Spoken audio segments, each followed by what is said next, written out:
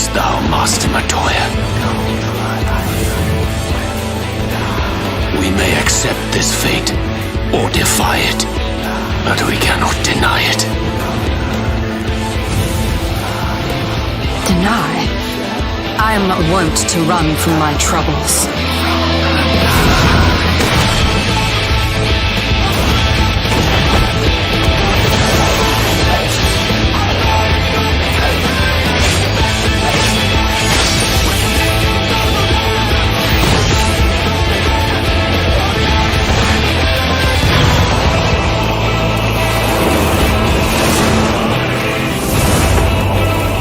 Until our friend returns,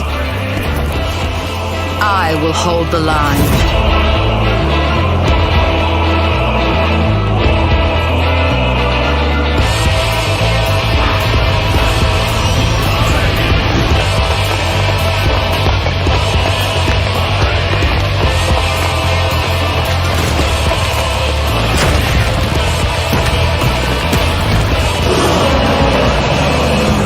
This town certainly has changed, and not at all for the better.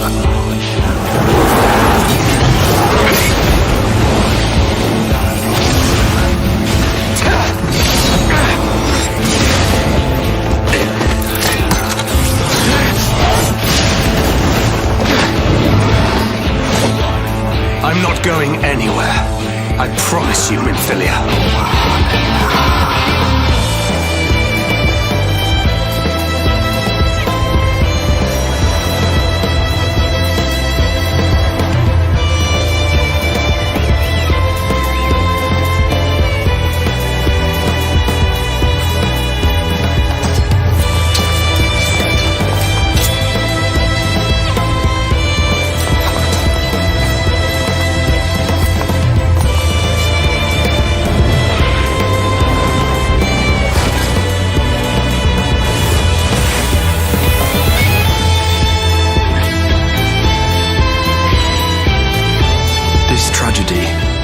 Greater even than the seventh umbral calamity must be undone.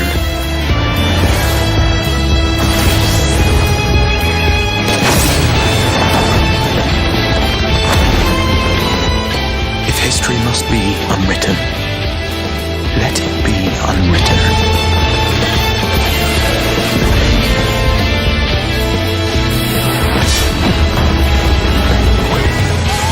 Become what you must.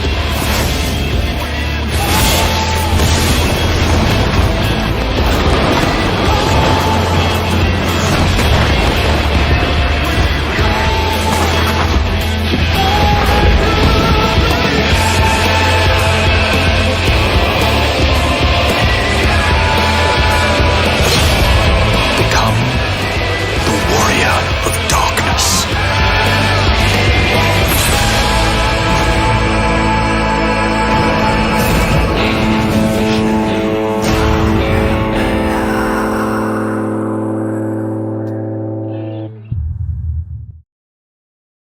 And here we are.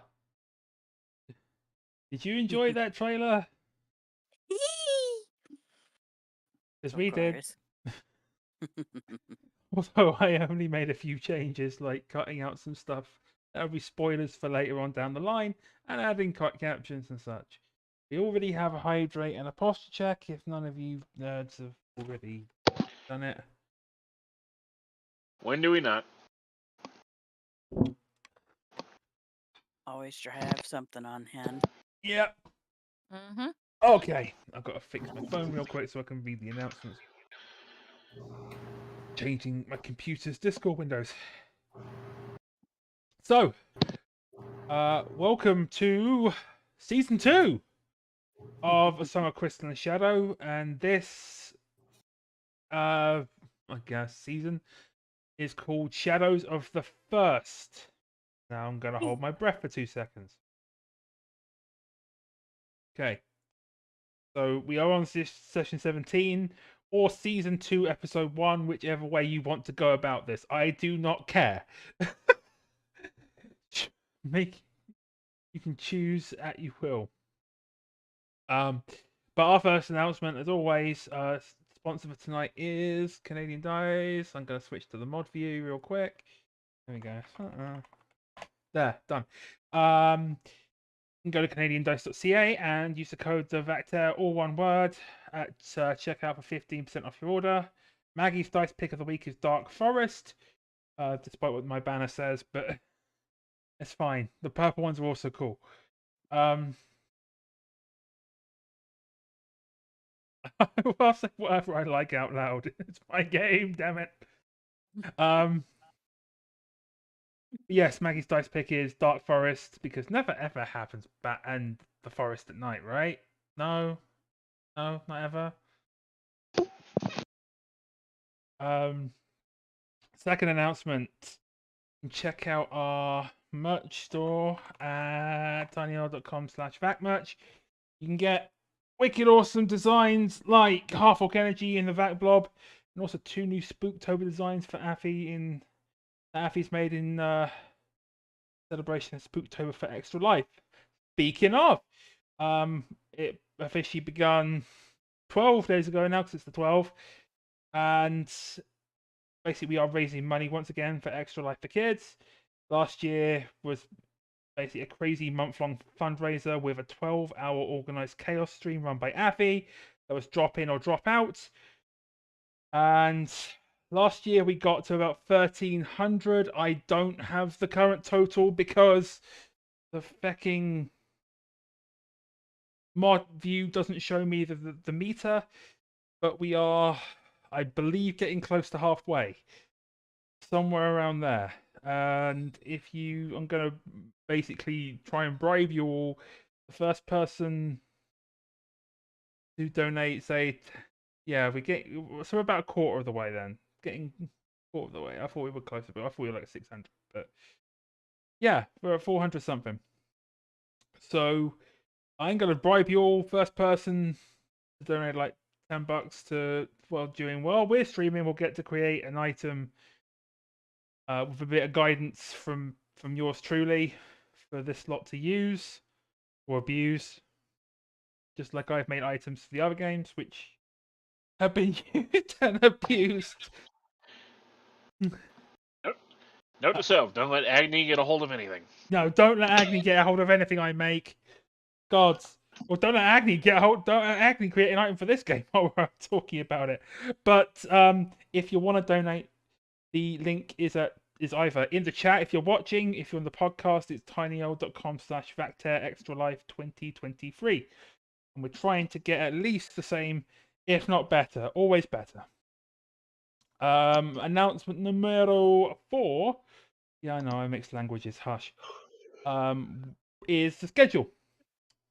So, FFXIV with Artemis, although it's Artemis' show, is tomorrow at 8:30 EST. Saturday morning with Dungeon Daddy Rick, we got Together Among the Stars at 11:30 AM EST, and Cat Lady Liz is their guest this week. Saturday evening, it's Artemis and Emily at 7 PM EST with Vatpacker's Guide to TTRPGs, and this time it's more spells from, I'm assuming, the player's handbook from D&D from 5e. Sunday here on the Vector, 420 blaze it. Sunday on the Vector, Maple Street Trick or Treat at 8 PM EST, and that's being run by DM Aaron of Even Footing Games, and that is using their Kids on Bike system. Sunday possibly is Legacy of Fire over on Jeremy's channel. Affy and Artemis will be over there, maybe. Again, 7:30 EST if they play, or time might change. Back on Monday, it's Mistwalkers at 8:30.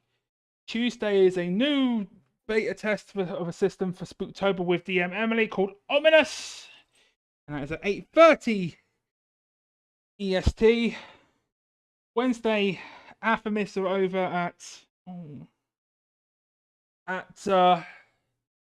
Cantrips and Coffee for the Society at 9 PM EST, And as always, if you can't make those live streams, you can always find our podcast wherever you download your podcasts from. And please behold the Void Panther. Darling, you starting to get some spotty patches in your fur. I think you are nibbling yourself. Oh, you poor kitty. Come here. Come here.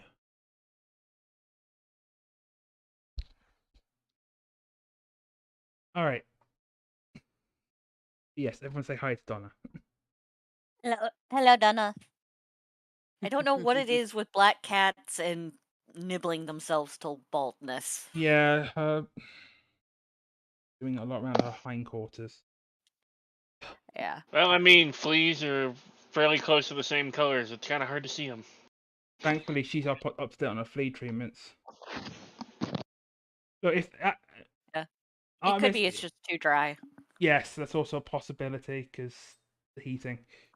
You got a lovely new water fountain today, didn't you? So say to Artemis, if they set things on fire this game without the others present, we're gonna have a problem. Don't set the Crystarium on fire, you lot. I am warning you now. I make no promises. Oh, for fuck's sake. Fuck. Okay, I'm gonna lean back while I have this gorgeous cat probably snuggle on me for a little bit. It'll be a weird camera thing for those of you watching the stream, but hey, you get to watch a cat. Cats. Okay, so let's recap what happened at the end of season 1 and where I left you off, like a bastard who left you off on a cliffhanger. So, Bancred, through pulling numerous strings and invoking of numerous names, managed to get Yuli's prototype Allagan airship out to Camp Drybone a bit quicker than we anticipated, because, you know, also just the fact that, you know, Allagan airship, kind of speedy. The crew, there was a thing. Oh, here's Queen Mother, and it's 4 months in a row. Wicked. So, that threw me off my stride. They took the airship over to the Crystal Tower in Mordona and landed it in the basement in the Labyrinth of the Ancients. And thanks to Liliana's Allagan Eyes, or Allagan Eye, I should say, managed to ascend into the upper parts of the tower without activating the defense systems. Because I didn't really want to have to send you all for a freaking Alliance raid. Although it seemed like you were all honestly jonesing for more combat, so I'll keep that in mind. But when you managed to get into the ocular of the Crystal Tower, at least in your timeline, or your part of the universe, yes, hello, Donna, hello. You heard those of you who heard the voice of a particular male individual coming through your head heard it once more, and all of you found yourself suddenly teleported through the void. You were granted a vision of a world in chaos, a world beset by primordial light, a literal flood of liquid light ether threatening to wash over and engulf the first, one of the 14 shards of our corner of the universe. The vision granted you a woman with blonde pigtails covered in pink ribbons, holding back the flood.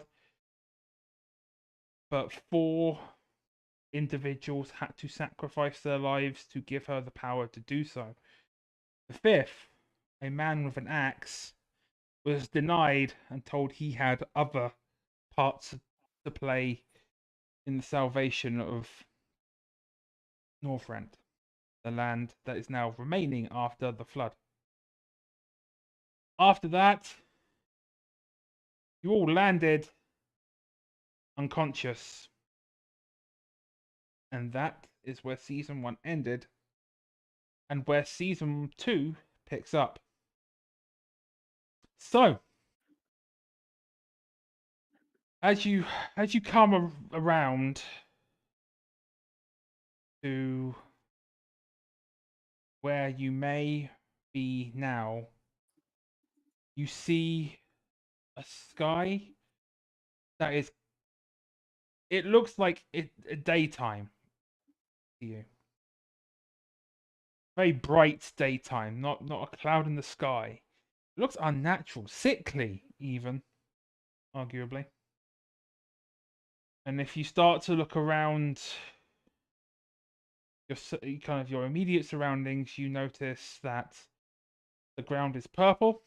There's purple grass, and the trees are sprouting violet-colored leaves of different shades.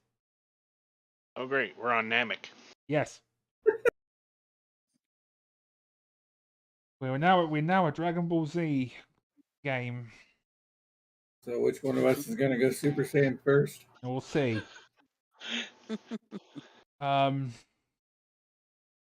And you all start to regain consciousness, and you notice that 2 of your number are missing. Specifically, Kemi and Crayon are not with you.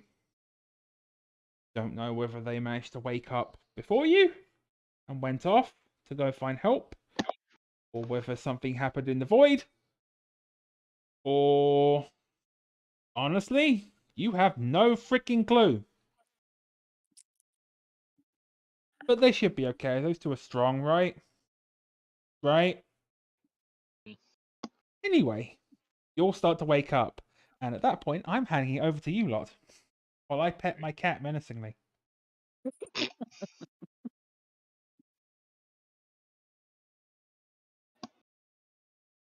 I guess for Lily, the first thing she would do is make sure everybody was okay. Yuku would do the same. You don't. Basically, as you look over everyone that made it through, no wounds, no etheric disturbances, even though you've just taken a trip through the void. Everything seems to have settled. Well, you know, the first thing Shikao is doing. I can't check the tab right now, so you're gonna have to, because you know, cat. So you will have to tell me what you roll on your drunk check, because your possessions are all with you, by the way. I should make that clear. Your possessions did make it through with you, so you have your drinks and stuff. I got a 72. Good. That Kyle, you think that you might be hallucinating a little bit from the drink? That sky definitely looks weird. So do these trees. Second thing would be trying to get our bearings, see if there's any kind of landmark or people or anything around us that could give us a general direction of where we might need to go. Footprint. Yeah, I got a couple of landmarks for you. You notice to the northwest of your current location. I had to think about that for a second, hence the gestures. Yes, not pointing at you. You notice an exact replica of a structure you've seen before. A crystal tower. weren't we just at the Crystal Tower? Yuku is just so confused. Lily just kind of puts up a hand as she's thinking. And you do hear the warble of a chocobo further down the road and a fire crackling.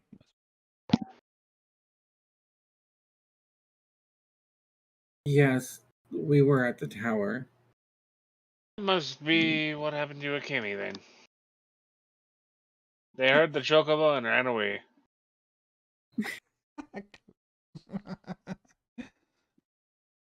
Uh, I mean, if you think about it, I'm pretty sure I'm not the only one that saw the blinding light and the images, Yeah, I saw all of it too. I did too. which means we went from being in the Crystal Tower to somewhere new. Uh, Almost like a teleportation type magic. And here I thought I just blacked out. That would be common for you, yes, but no, this time it wasn't your fault. Oh, so it's not something in my drink then. Good to know. She says as she takes another swig.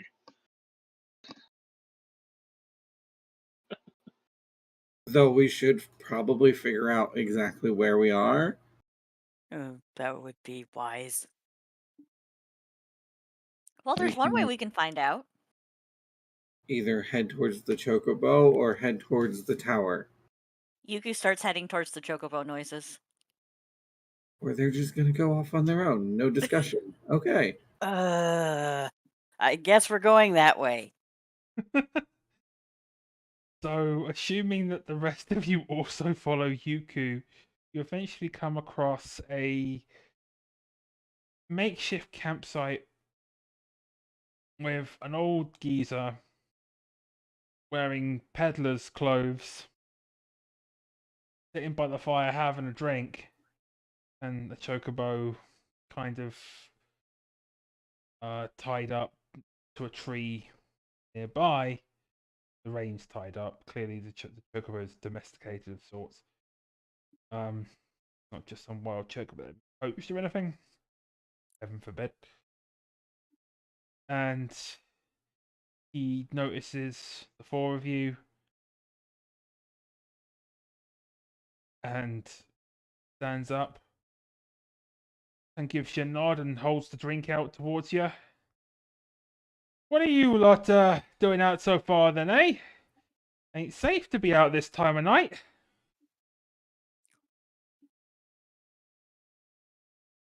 You Yuku want to run? pauses, looks up at the sky, like confused. Jackson follows suit. So it's nighttime right now. Ah, ain't that the oldest bleeding trick in the book? And he kind of looks up at the sky, and you can tell he's clearly had he's had a few shots of whatever it is he's drinking.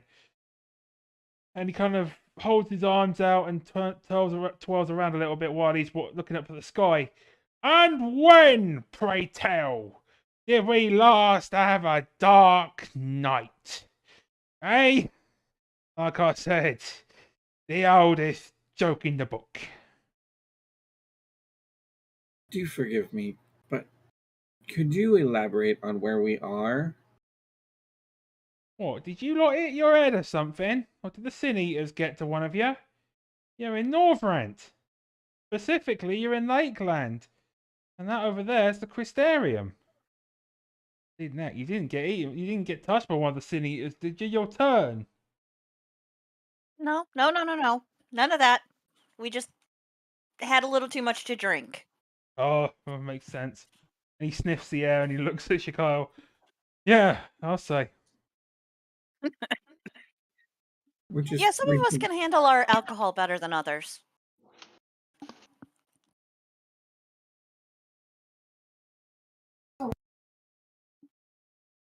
Well,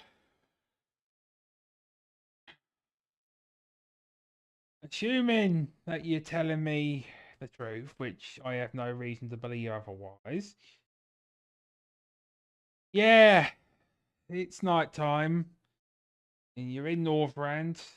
You're in our part of Northrand by the Crystarium. I just finished dropping off some supplies there before I was going to head a bit further towards Fort Job. But it's been 100 bloody years since we had a proper light. since the flood. But since then, the sky's been light no matter what. Only way to keep timers with a chronometer or some such.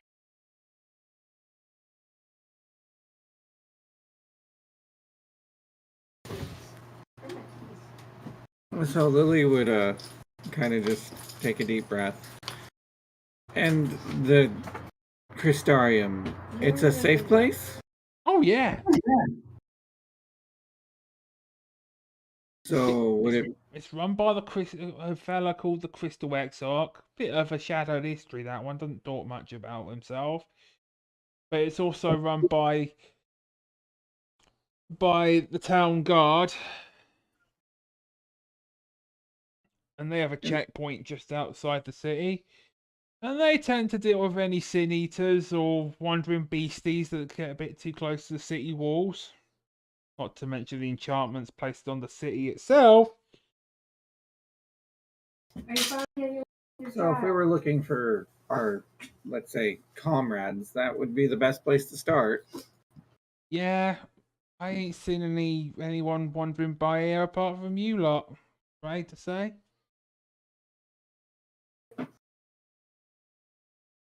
Okay. She'd look back at the group. I guess we have our destination then. Mm-hmm. Yep. Gotta start somewhere.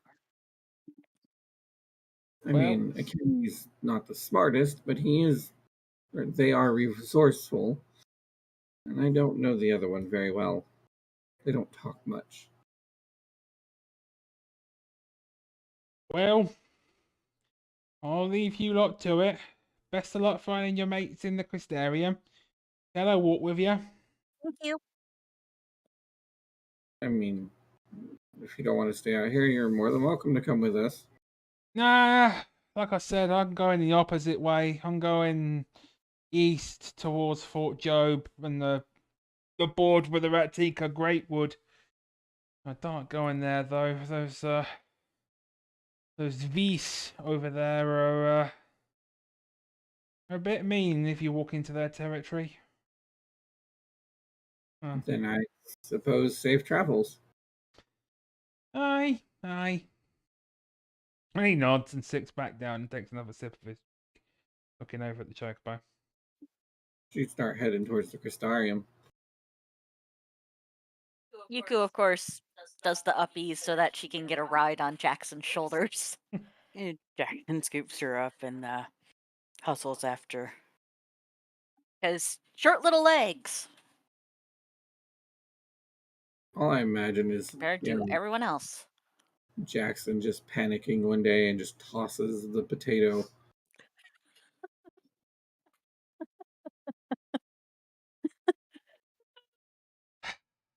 I can see that. My mind went somewhere completely different with that turn of phrase, but we won't go there right now. My mind went British. Shall we say? Anyway. So, start heading up the path towards the Crystarium. And as you kind of get to the outer walls, of which are just made of stone, and the surroundings are still very much the same. Like, there's kind of hills of rock, and the trees and grass are still purple. The rock looks different shades to what you're used to back home, back on the source. But otherwise, you can't really tell much of a difference. So, as you approach, a Vieira comes walking out of the guard post and puts a hand up, and Carl, you notice that she has 2 chakrams on her hips, but she is a white-haired Vieira with, has purplish eyes. I could be wrong. I should have put her in the journal, but can't. Puts her hand up. She's wearing kind of like leather armor with a red cape. and the leather, and then like her greaves and braces are also kind of accented with a burnished kind of metal. Hold. Before I can grant you access to the Crystarium, I need you to confirm who you are and where you came from.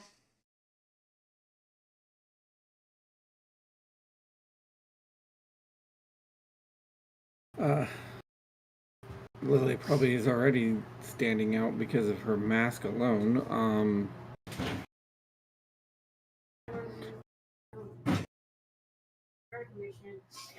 She'd stop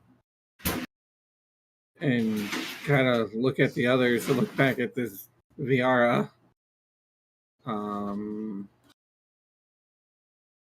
If I told you we're from the Crystal Tower, She narrows her eyes at you. I don't recognize you as any citizens of the Crystarium that I've ever seen.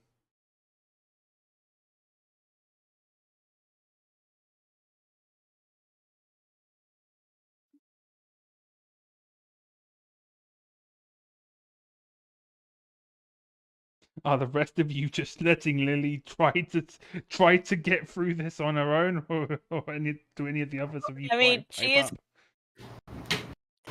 up? you're leaving the person who has the shortest of tempers in charge of talking. When we realize it's usually a Kemi saying things. Yeah, She yeah, it slowly is.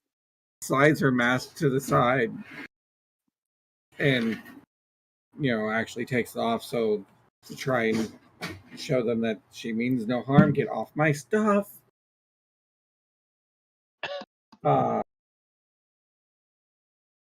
Tiny kitten. Because we're not from around here. It's complicated. Well, If I told you we came from a place called Eorzea, and we were brought here through some kind of advanced teleportation magic. We have no idea how we really got here. she looks. We were just pointed towards the Crystarium. She looks over all of you and shakes her head. I have never heard of this Eorzea. And as with everything else you said, including that you were from the Crystal Tower beforehand, I'm sorry, I cannot suffer you to enter because I cannot corroborate your story. I cannot let you pass. I couldn't hear you because Kitten muted you guys. Oh, shit. Do you want me to repeat that last part? Yes, please. I'm sorry, but I have not heard of this Eorzea. And plus, with the fact that you mentioned that you were from the Crystal Tower, I cannot let you pass. I cannot corroborate your stories. And as such, I'm afraid you must leave.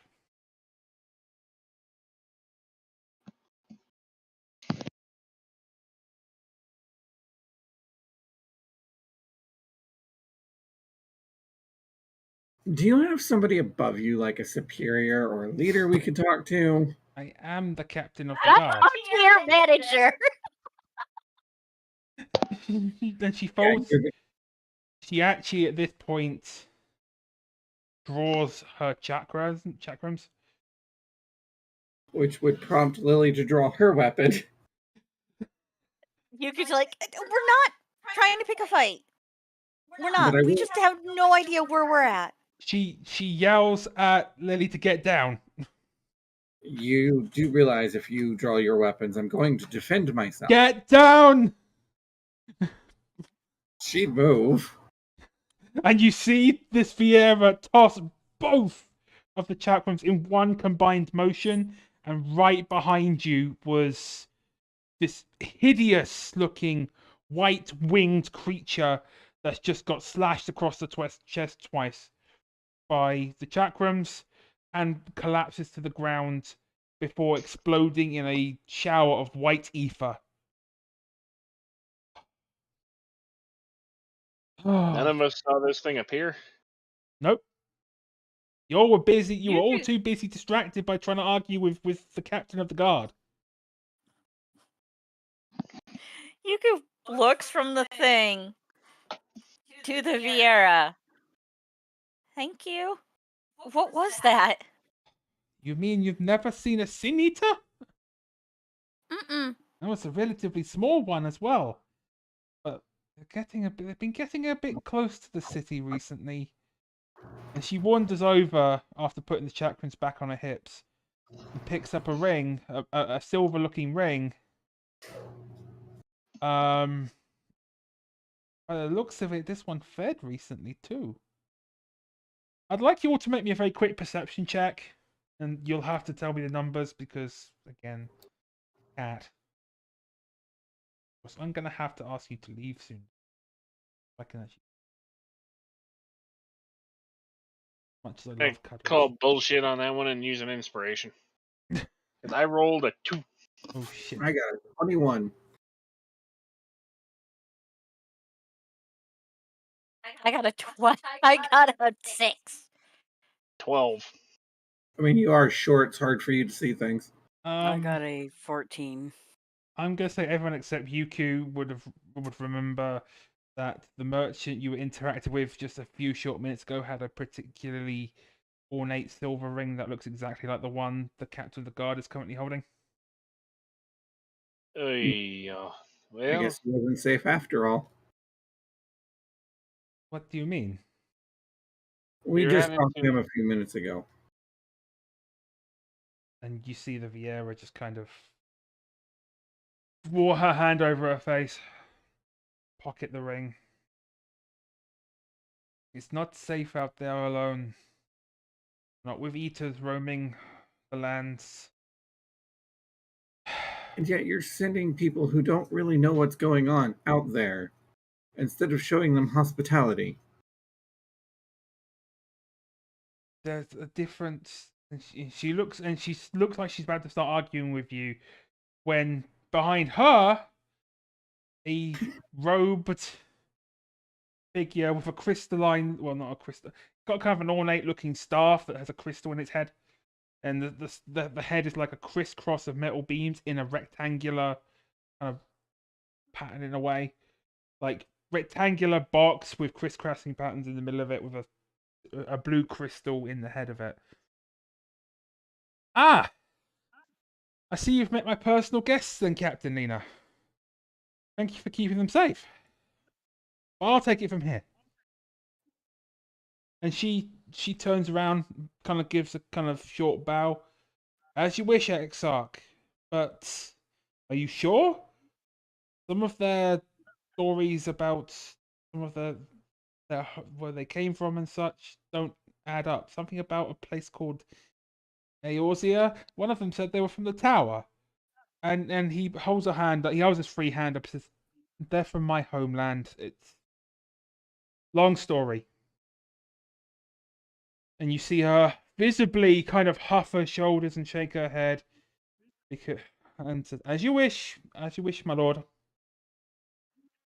And then she turns back to the four of you, says, "Pray forgive my inhospitality. I did not realize that you were a guest of the Exarch himself. I will let him take you inside the Crystarium." And she heads back into the guard post.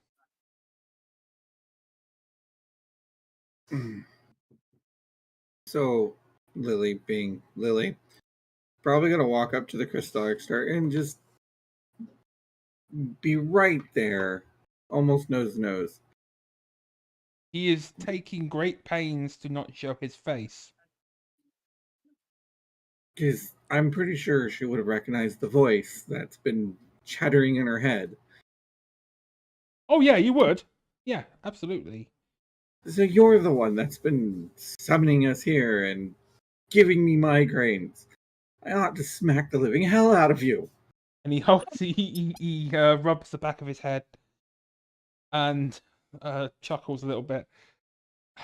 My apologies, but I think, given what just happened, I think it might be safer to discuss this within the Crystarium proper, don't you? She grumbles but nods.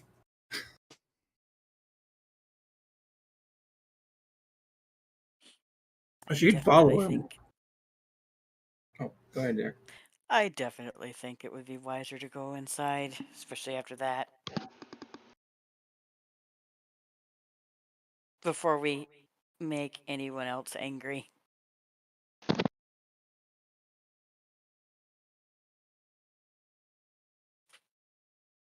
And unless anyone else has anything to add to that, he's going to turn and start leading you across the kind of the bridge that leads to the Crystarium proper.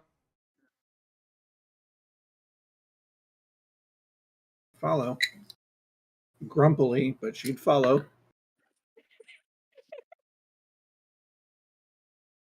And Jackson's definitely following.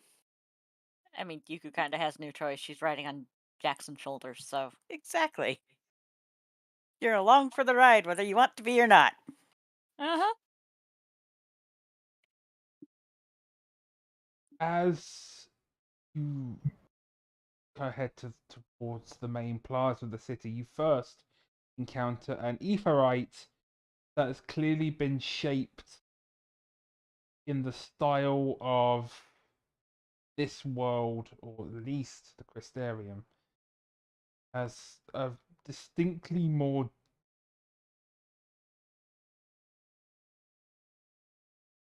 cuboidy kind of look to it. Whereas a lot of the etherites in Eorzea are definitely more prism-like, definitely with like, I don't think how to describe it, like a spindle in a way. This definitely has that more kind of square or straight edge kind of prismy kind of look going on with it, rather than the rounded crystals of the etherites in Eorzea. And he looks to the four of you. First things first, I think it would behoove you to connect yourselves to this particular etherite to give you an anchor here in Northrend. Who knows, especially with the way you were brought here, you may be able to use a tenuous connection through the void to head back to your own to our shared homeland. And you notice that he said that very specifically to the people around.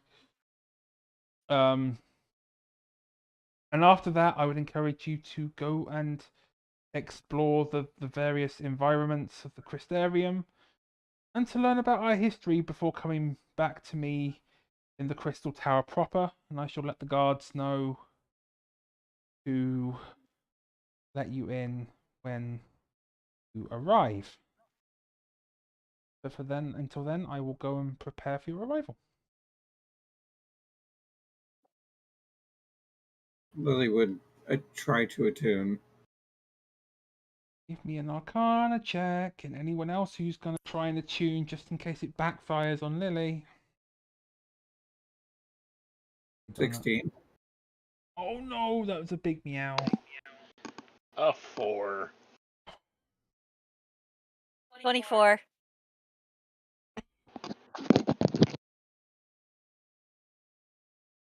$18. Everyone. Okay, so you all see Shakile try to go up, and Shakile gets knocked in her ass.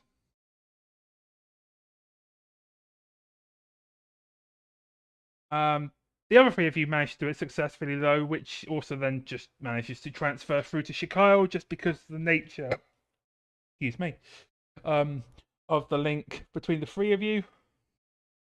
Technically, the six of you, but two of you are missing right now.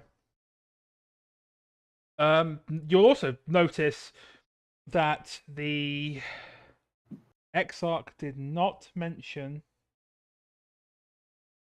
anything about the companions, which is a bit weird. But for now, like he said, you should go and explore the Crystarium properly and maybe find out some information about where you've been transported to.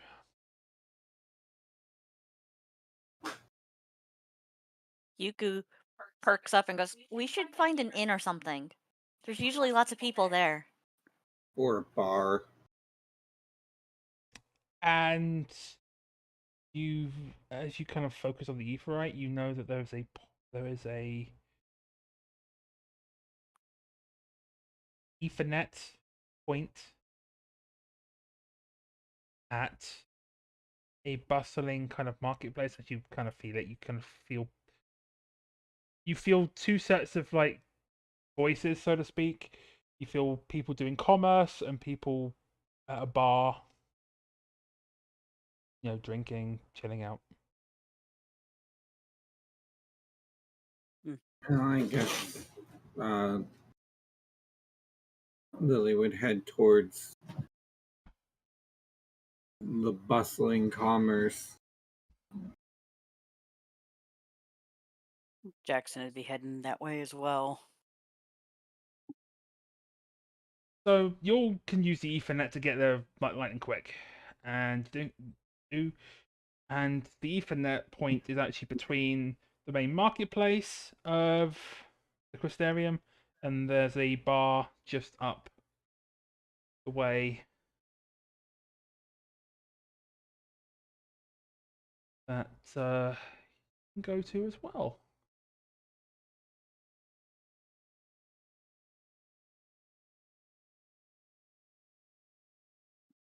She would look around the marketplace, try to see if she can't overhear anything that would give them a clue of what's going on, or any information that would be relevant to the situation. I need to go use the facility for quick, so I will let you all talk about yourselves. Shikyle, why don't you order some drinks and roll for me and see what happens? In fact, if all of you want to order, if all of you want to order drinks, roll. Great. 52.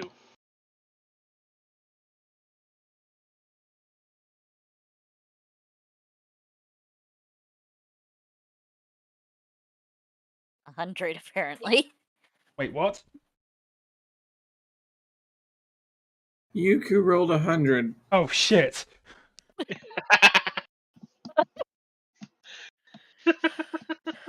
You are blasted beyond relief. It must be Jackson. her. Took one sip, immediately got hammered to no end. Must be that connection to her dwarf ancestry.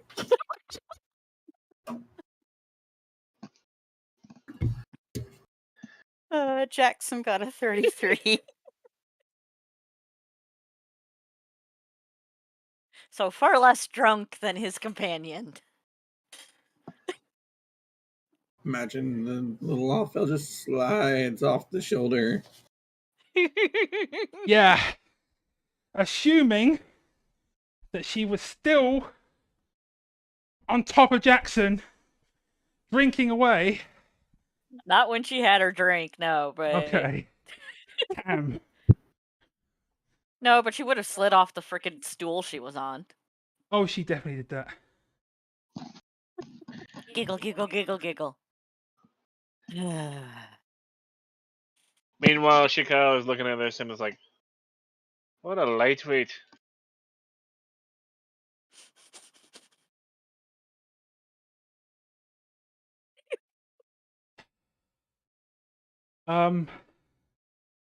Yuku, counter to what Shikyle does when Shikyle is drunk, you are so freaking hammered that you are definitely not able to coordinate yourself all that well. Until your next long rest, you're at -1 for everything. Okay. Because you're drunk as a skunk. Whereas Shikyle, when Shikyle gets this drunk, Shikyle goes into drunken master and gets a +1. The rest of you are not drunk enough to be of any note. Not even Shikyle, who thinks that maybe some of the alcohol down here might have been watered down.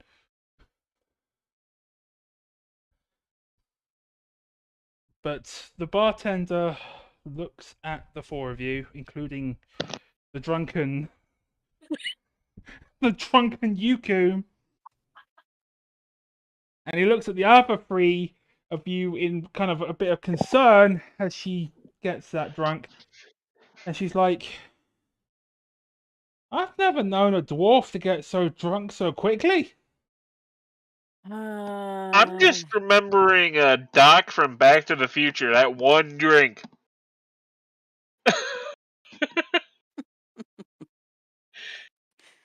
Jackson's. I'll keep an eye on her. She knows better. But you Giggle, notice, giggle. but the three of you notice, and also Yuku, to be fair, that he called her a dwarf, not a Lalafell. Yeah. Do any of you do anything about that? Yuku's too drunk to do anything about it. Jackson kind of looks at Lily and goes, she's a Lalafell. Sorry. Had a small emergency. You're fine. Sam went to the storage unit and, like, all the lights turned off. That's scary. I was listening, though. I could hear everything that was going on. Watching the tomfoolery going on, Lily's going to get curious, and she's going to take the drink, and she's going to lap at it. You know, like cats do. That's mine. You don't get any more. Took one sip, immediately hammered. Lily, you've realised the drink is kind of potent. Maybe it has a different effect on, say, a wee Lalafell lass's constitution. But otherwise, there's nothing wrong with the drink. I mean, there's two possibilities. One, it's just Yuku got drunk real quick and therefore a lightweight, or two, which is kind of a follow-on from one, maybe it's just a Lalafell thing. Well, this is the first drink she's ever tasted. So her nose is going to wiggle and... Yuku, what kind of drink did you order? A medium strength drink. Okay, but flavor profile. So Very sweet. yeah, Lily, this is clearly some kind of cocktail. Medium strength. Ended up with absinthe. And these are moonborns. Her eyes are usually really big anyway, and they're just going to see that they're fully dilated. And she's watching all the pretty colors right now. Meanwhile, Chico sitting here just like, I'm surrounded by lightweights. She says as she drinks her like freaking extra strength freaking alcohol. And Jackson's just, oh, right. And the barkeep looks at the two of you who are not drunk. It's like, you're right. I've also never known a Miss Dell to be so lightweight. Although your friend looks awful scholarly. Is she a bookworm?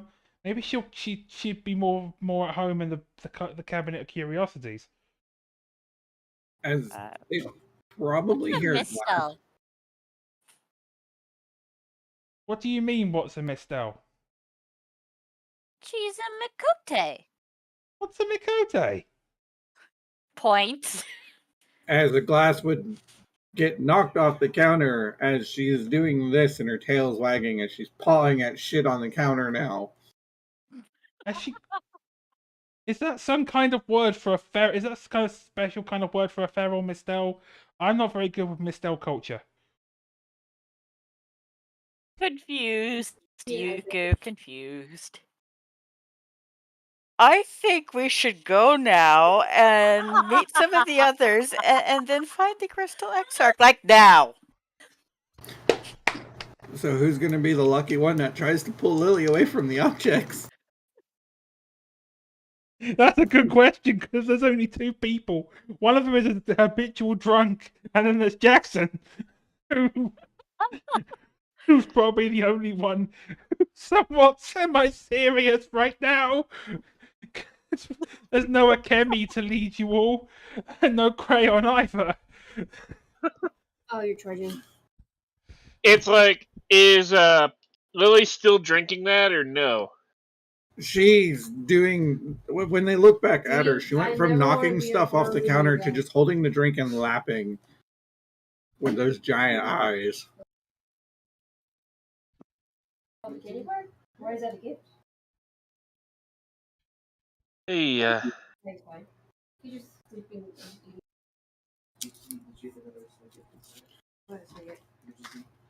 I can't tell anymore. Are you drunk or are you stoned?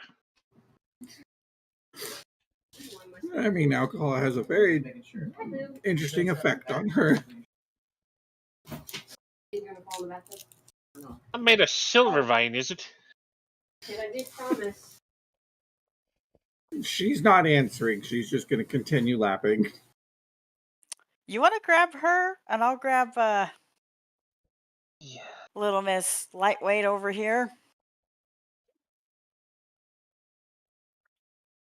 Or do Hey, you but want me first, to grab her?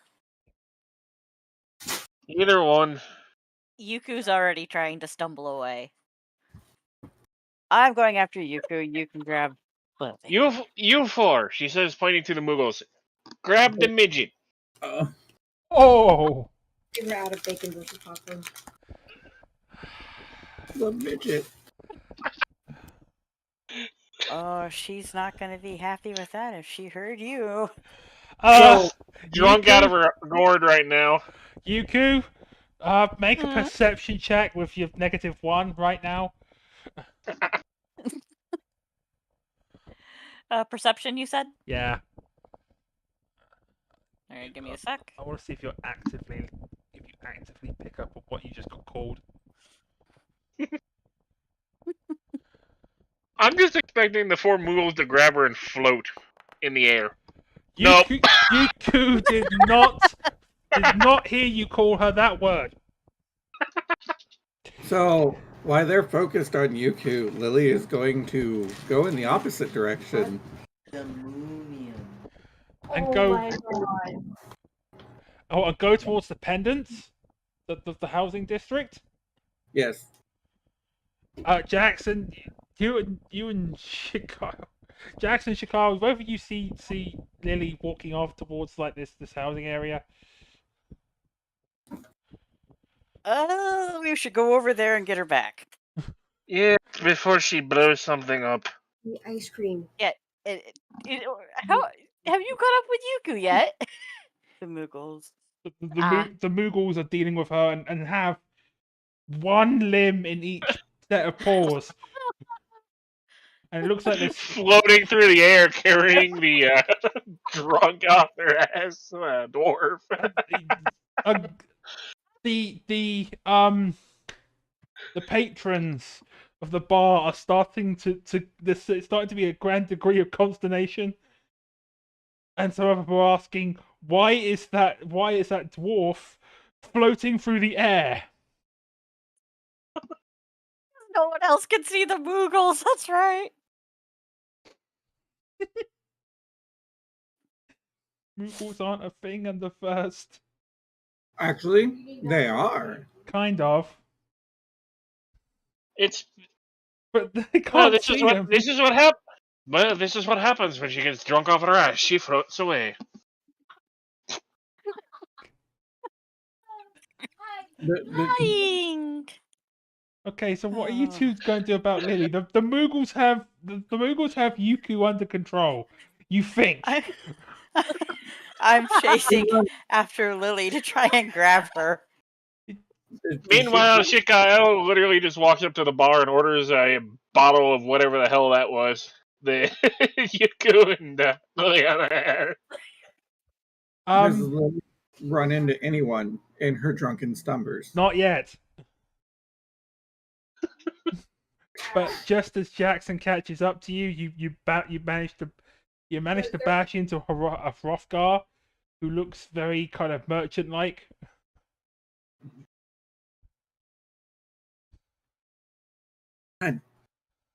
So, in her current state, she's going to kind of fill up this Hrothgar, look up at him and go, well, you're kind of cute and muscly.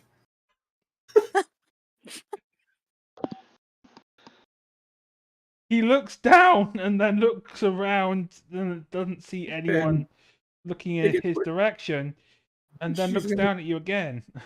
She's going to start nuzzling like cats do and purring. Look, miss, I did not ask for a Mistel prostitute for the evening. Finally manages to catch up. I'm so sorry. She's had a little too much to drink. Oh, I can smell it now. Yes. Although I find it weird that the Mistel has a hume for a minder. His middle name is now Fuzznugget. Well, as long as she doesn't cause any trouble to the shopkeepers around here, I suppose it all is well. At this point, like, Shikael would walk up with a bottle of the same booze that Yuku and Liliana had, with the four Muggles floating behind her with Yuku. Yuku, are you trying to struggle out of the Moogle's grip? Sorta? But, like, not actively. It's just more of a wee and, trying to fly. Okay, I'm not gonna make you any. I'm not gonna ask you to make a text to see if you stop being restrained and fall to the ground. Then, I just imagine like Shikael leading them with Yuku having a lead wrapped around them, just like floating behind her like a balloon. Well, when Jackson grabs Lily, Lily's just going to flop on him instead. We got a bunch of lightweights. Suddenly, Jackson's not quite so sure what to do anymore. And the is real. Look, do you know what? Let's see if there's a way around this. I'm going to let's see. Your dreams will be fine.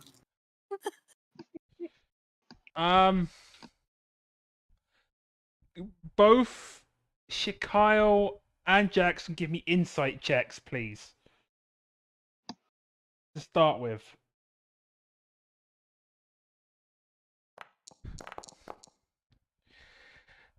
Jackson, you think you should take them to bed, and not in the kinky way.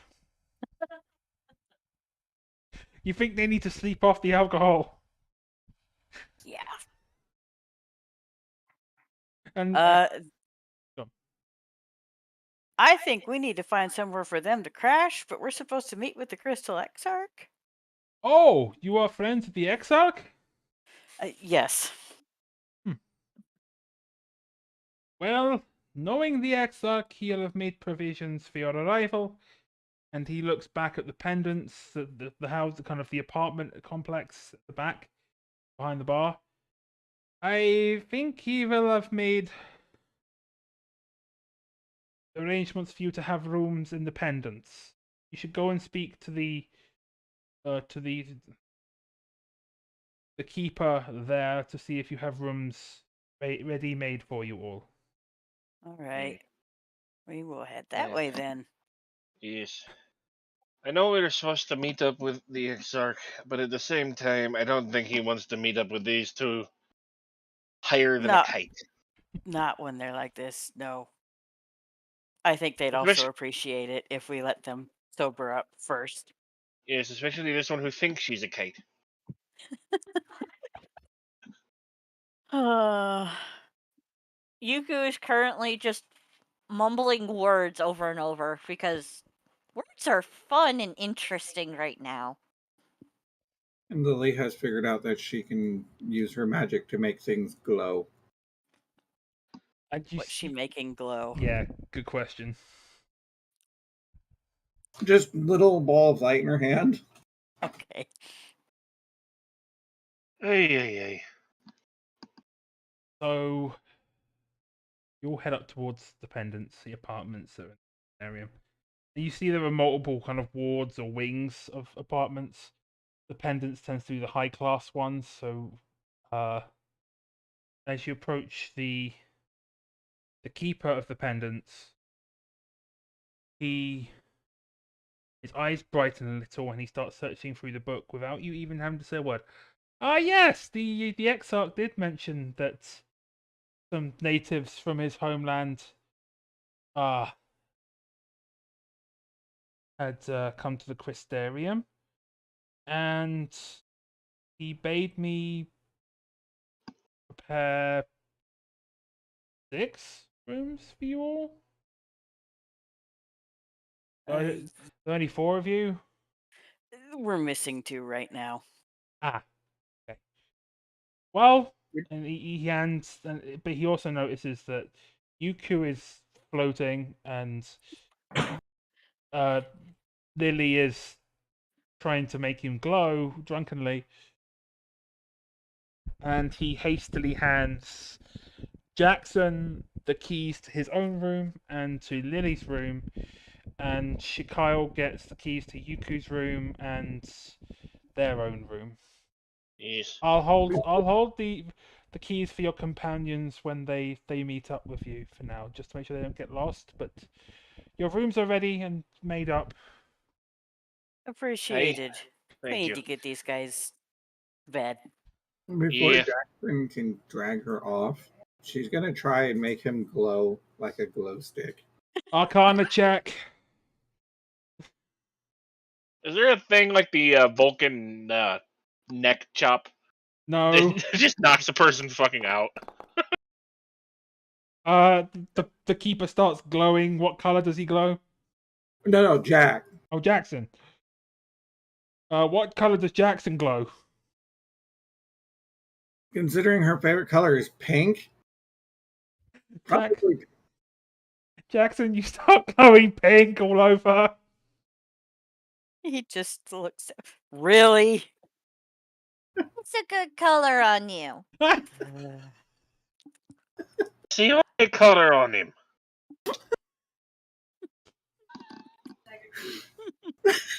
All right, bedtime now.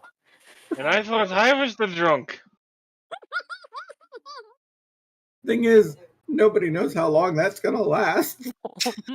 These two got drunk after 1 glass. Not even 1 glass. Half a glass at most.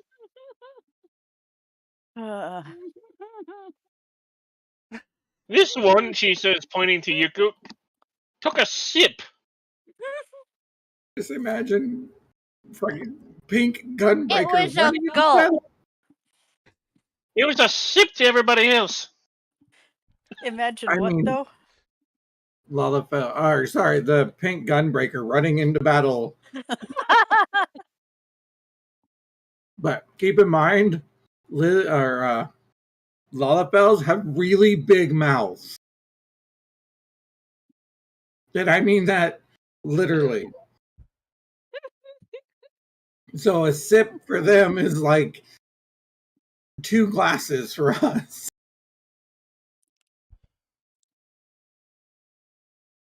Hey.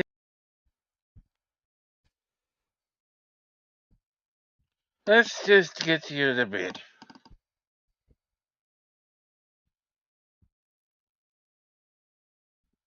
And do either of our drunkards, and I don't count Shikar in that because Shikar is not actively drunk, or rather not drunk as these two. The irony is that the lower she rolls, the more like these two she gets. Yeah. Because you start getting more and more sober and start getting headaches, just like hangovers. Anyway, do either of you two resist being put into No. bed? I No, wish I just- could say no.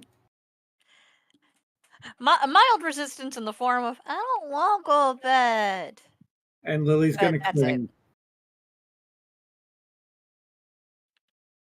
Okay. It's gonna do the cat thing, and she's gonna cling. Clinging to Jackson. Uh-huh. Yuku's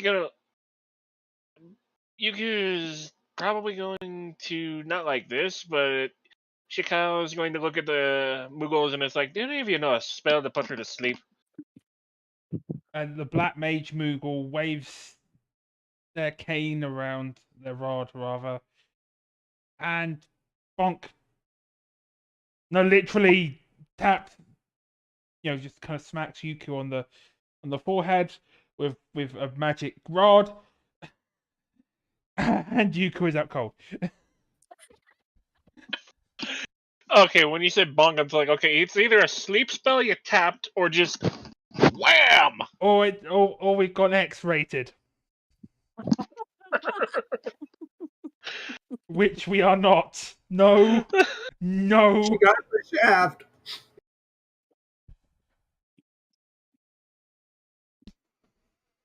I couldn't resist. Ay. They set me up. I couldn't just not.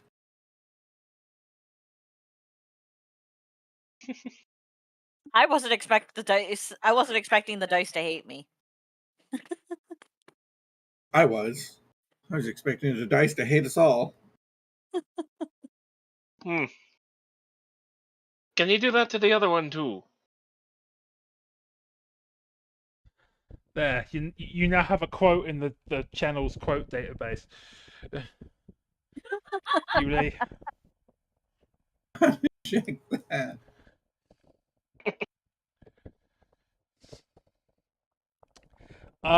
Let's deal with the fact that Yuku is technically grappling with Jackson right now. You mean Liliana?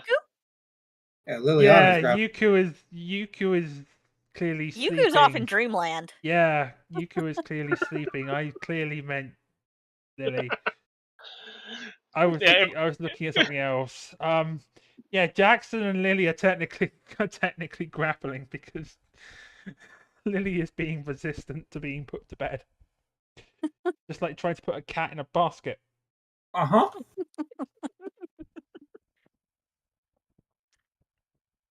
Would Chica know any way to get another Mikote to calm down?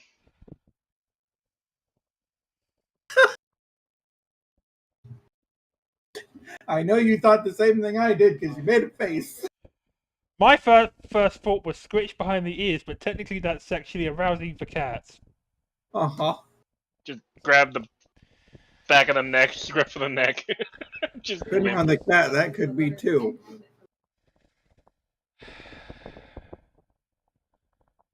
I'm sorry. I am genuinely trying to think of something. I'm not good. I own a cat, but I'm not the best at. Donna is usually pretty calm, just cuddly and needy. If you're trying to get them to let go, it's usually good to do a distraction. Get them focused on something else. They. and needy. That sounds like Liliana right now. Yeah, I was gonna say, Shikara, you would probably remember that distracting a fellow Mikote, especially in this kind of state, would probably get them to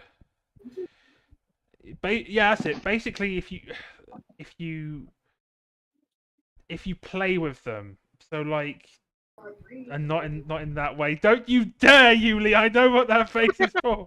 I will not have any fade to black sessions of fucking Mikote's having sex. God damn! For those of you on the podcast, Yuli started fucking pulling a face at me, and when I said the words "play with," given the current tenor of the conversation. No, when I said play with, I meant like balls of yarn or toy fish or something like that to tire her out. Or What we're calling it nowadays. you could always reflect some light off something and have a makeshift laser pointer. Yes, that too. I mean, the other thing we were talking about would also tire her out.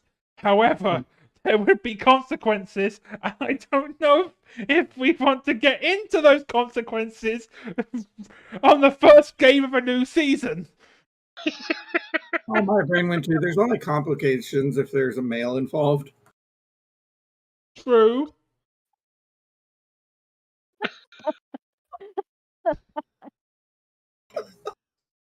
But you're on a completely different world, and you don't know if the same laws of nature apply. For the record, they do, but you don't know that in character. Not yet. So I can officially say after this, I don't think Lily will ever touch another alcoholic drink again in her life. I mean, I'm fine with a GM if you do. I'm perfectly fine with it. I'm just like, this is. Oh yeah. This is just. I feel like we're definitely getting to the point of. This is going to get pornographic. Yeah. Okay. But there you go. Basically, to tire her out without resorting to more extreme or lewd methods, you need to basically use traditional cat toys. Or a drunken Moogle. Or a drunken Moogle. Just bat at the pom-pom. Just send the bard in there. The bard Moogle looks at you and shakes their head like, no, I look, if you want me to do this, you need to give me something. Hands him a bottle of wine. Good enough. and he goes straight When in. he reaches out to grab the wine, can Lily just snatch him and start batting at the pom-pom? Yes, absolutely. As the So bard.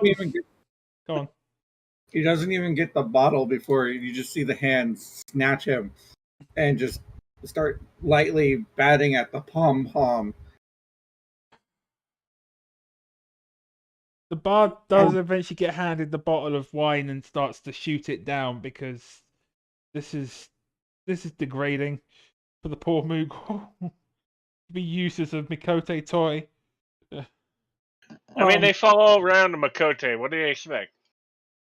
Okay, but here's the question: Does Shikyle bat at their pom poms? Not really. Not normally. See that though Shikyle is Shikyle, they don't degrade the Moogles all that much, apart from the occasional tossing of the Moogle. It gets worse. When she gets tired, she will death lock it in a grip and pass out cuddling this small little furry thing. The bard kind of squeaks, "Help!" Kupo? Chico just sighs and goes to get the Moogle free. Should I roll for strength? Yes. Jackson's slipping towards the door now because I'm done. Do I earn strength or athletics? Athletics. Oh, athletics. Yeah, make opposed athletics. at a -1. Lily has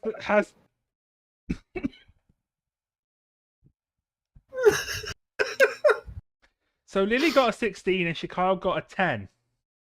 Lily still has the Moogle in a death grip.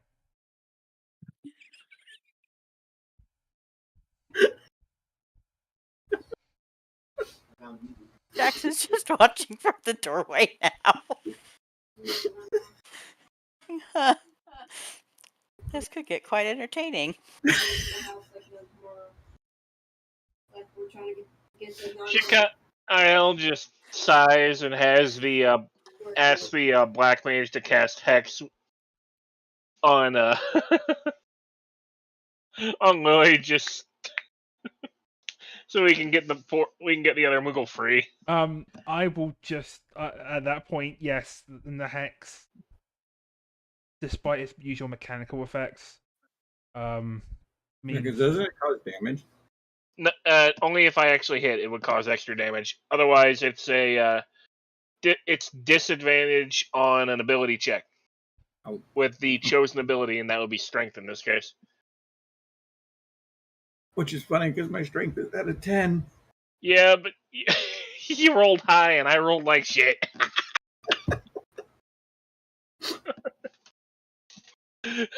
You lost out to a strength check against a healer as a DPS. I don't use strength as my damage. Oh, what's your strength? It is a 14. Does athletic goes off of strength or dex? Strength. Okay. Acrobatics is dex. Ah. And I rolled a 6. You rolled a 16. And then minus the one for being drunk is still 15. No. I'm going to say that just for simplicity's sake, so we don't start having to worry about damage and all the rest of it, the hex is on a helpless target and therefore automatically goes off, and Lily releases the Moogle. However, I cannot say that Lily's dreams will be pleasant. If In other words, if they remember them after being drunk. Exactly. She might wake up in a very bad mood and not know why. Yes. You were having very, very wonderful dreams of frolicking through a meadow, a purple meadow with Moogles and cuddling them and such, and then it very quickly changes to a barren kind of like you in Fanland with no Moogles, like a hot desert with no Moogles at all. Oh, that's sad. That sounds like Chicago's hometown. And thank you for the follow there, Express. Much appreciated. But That is a bot. I'm going to purge it. Activate moderator mode. Come on. Release the bot.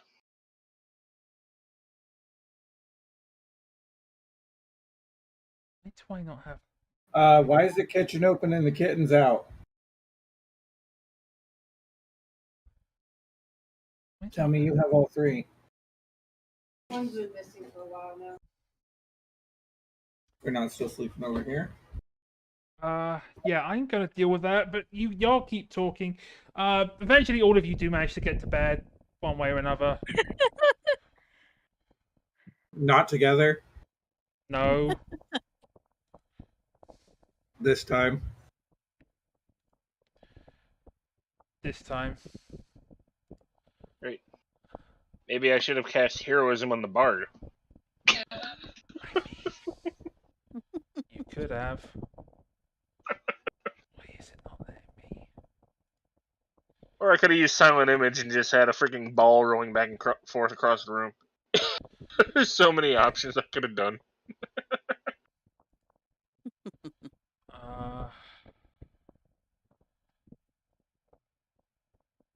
Ban.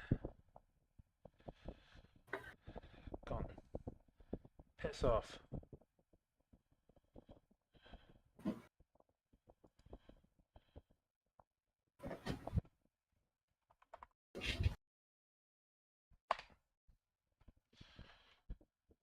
Okay.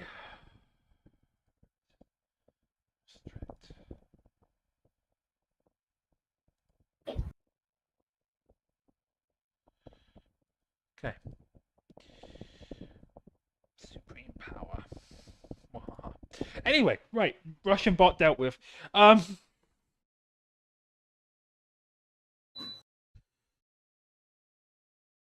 can't. Is it not? Oh, I don't like that message, but whatever. Anyway. The message was deleted by a moderator, so. Oh yeah, it doesn't. Yeah, I still see it because I'm a mod. Okay, right. Considering we're finishing probably a little earlier than normal tonight, we can just keep going.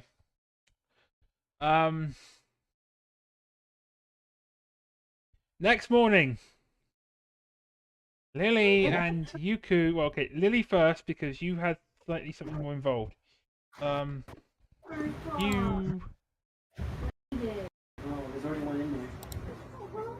All right, so what am I rolling? You're not rolling anything, Oh, but you definitely had a bit of a nightmare where you had a bit of a weird dream that turned into a nightmare. That you started off having a wonderful dream about frolicking with Moogles, and then you suddenly had no Moogles. so she's gonna grumble and roll out of bed.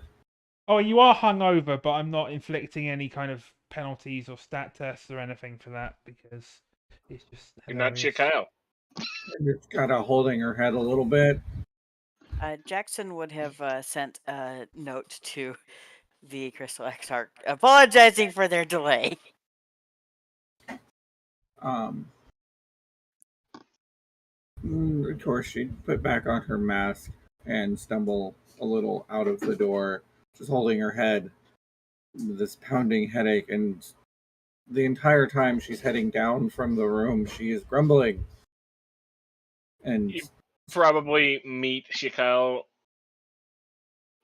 at the bottom of the stairs, still drinking. they could probably feel her grumpiness, let's just put it that way, just coming off of her. Oh yeah, she definitely has a grumpy aura. Chicago just smirks and holds up a bottle of the stuff that Liliana was drinking last night. Can I for a drink? She'd backhand it and shuffle past them. Yuku, you also wake up. After you definitely feel like there's a magical kind of aura / residue on you, like you were forcibly put to sleep, but you were at least in bed and cuddled up to something. And with a headache. And with a hangover, yes. Well, not just a hangover, just the headache from getting whacked. Well, that too. So you got a double head pain. Woe is you. With these two coming together, Chicago would just start moving around and preparing basically her version of Hair of the Dog. Because obviously these two can't handle their liquor. Or the after effects. Tell me what this version of version of Hair of the Dog looks like. Color wise, or actually the ingredients? Ingredients.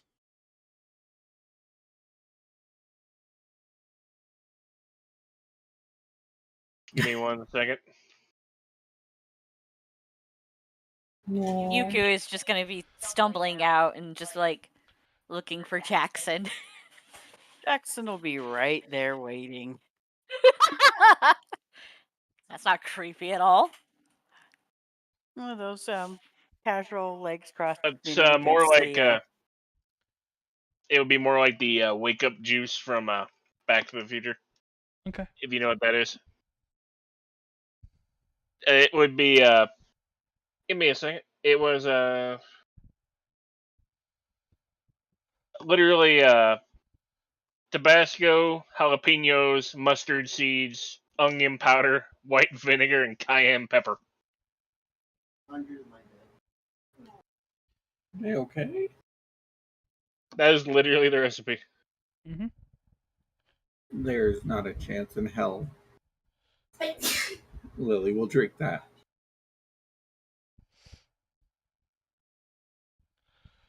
She would probably get you when you're distracted and literally just come up from beside. Just, although that would probably be an opposed check.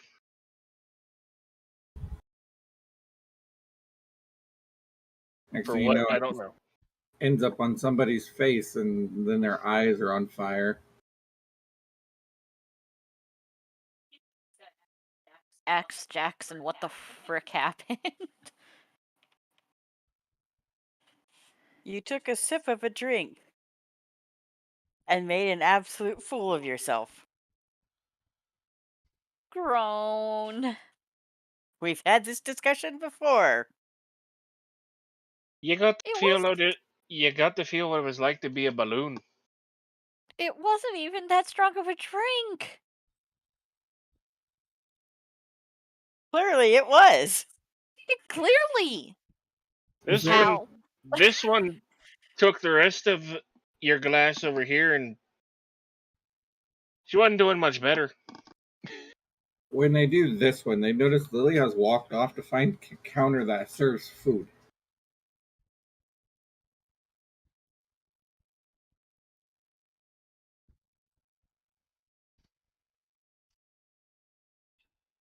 Yuku, just, do you have any water I can drink?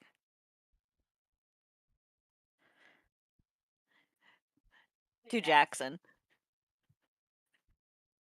Jackson would hand some over. Shikael was considering handing Yuku her water skin, but that would probably be a bad idea. Yeah, because Chikyle's is probably filled with alcohol. Yeah, but you also gotta remember she's got a bit of a prankster side sometimes.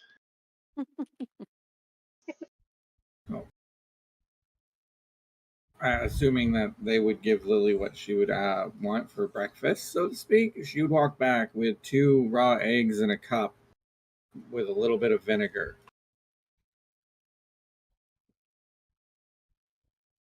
That she's mixing up with a spoon. Shikael just looks at that and like, that never works. It's for migraines, and it works perfectly fine for me. Well, then obviously you've never had the good stuff. And I never want to. If last night is any indication of what What? I am. That's just sad. Sorry, not all of us can enjoy being a drunk. As she downs this concoction. Didn't say she was in a bad mood. Yuku is clearly not doing much better.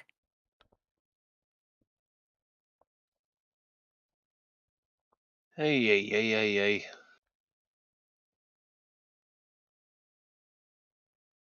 And all we've learned about this place is that don't touch the drinks.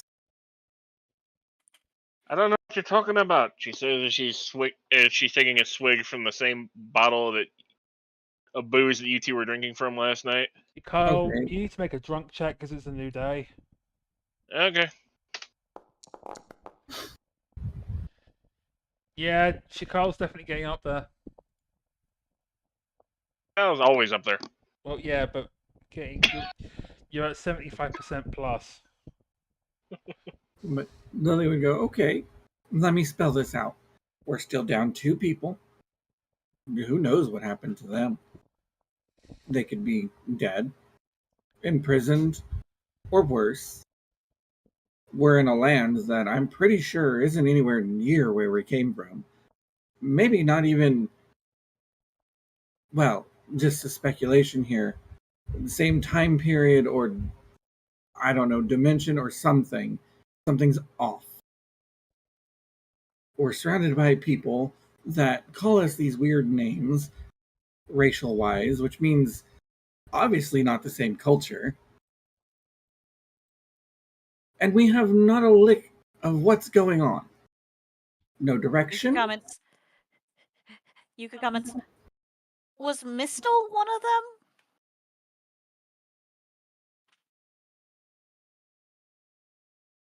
them? Surprised you two Because even that's stuck remember. in my head for some reason. I'm surprised you two even remember how drunk you were. I don't remember much. Yuku, make me an insight check, please. Yeah, she's basically just. That is a word I was repeatedly saying. So Oh, this is a different kind of insight check. okay. How do I do an insight check? Go to there your it is. character sheet. There it is. Yeah. I found it. 11.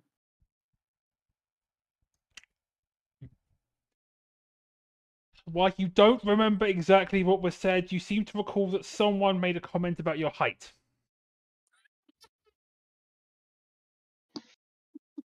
You don't remember who. You don't remember the exact words used. Also, who was the wise ass who made a comment about my height?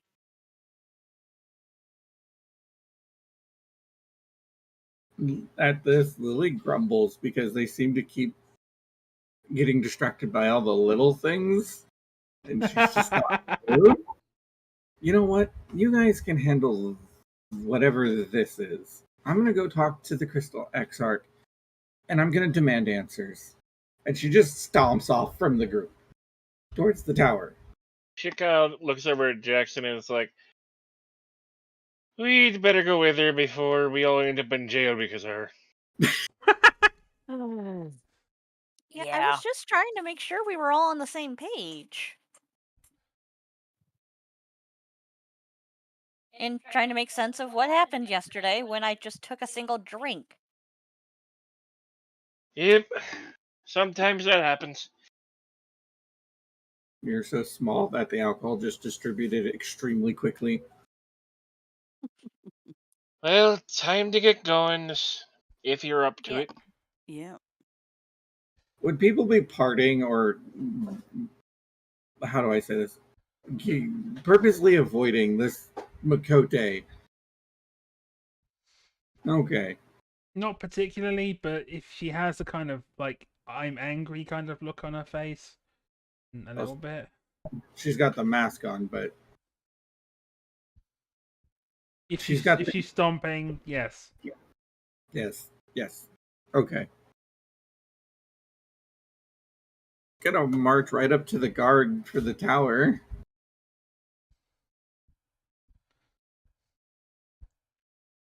Ah, you're one of the Exarch's personal invitees, yes? Yep. I'll let you into the ocular. Are your friends coming with you as well, or? Points.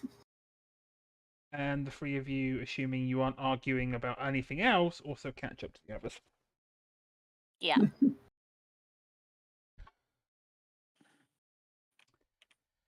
And in that case, unless any of you are doing anything, I'm going to take you all into the ocular, which is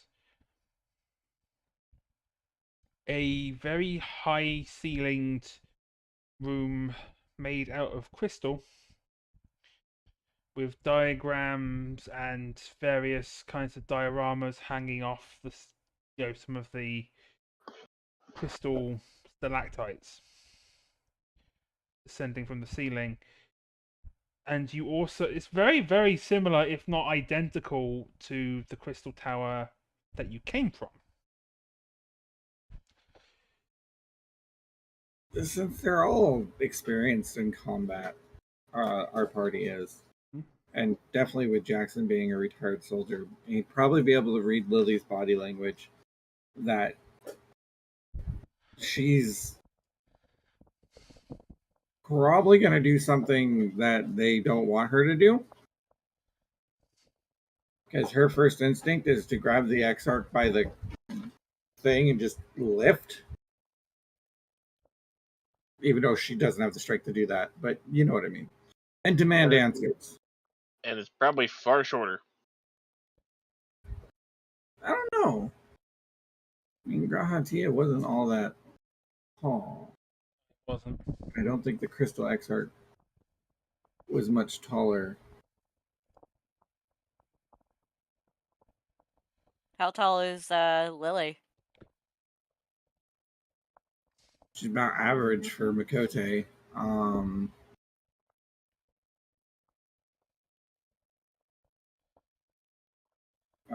I want to say maybe 5'8".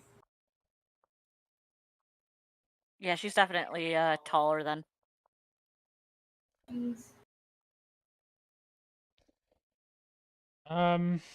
That's a lot taller than Shikao. Wasn't she like 4'10" or something? Yeah. Jackson, you see that Lily's body language is definitely one of threatening, assaulting, grappling. You don't even need an insight check for that. Gonna be running up behind her to try and slow her down just a bit. How? Yuku holding on for dear life. Would he put his hands on her, like grab her arm, or do the whole headlock thing, or just kind of step in front of her and be like, whoa? He'd step in front of her and be like, hey, come on now. We want answers. This is not the way to get them. The Exarch seems relatively unfazed by all of this.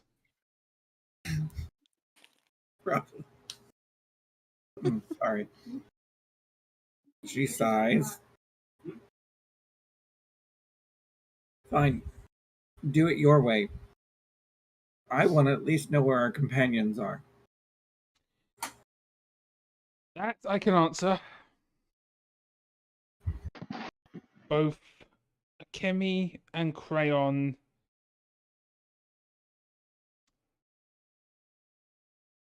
due to the weird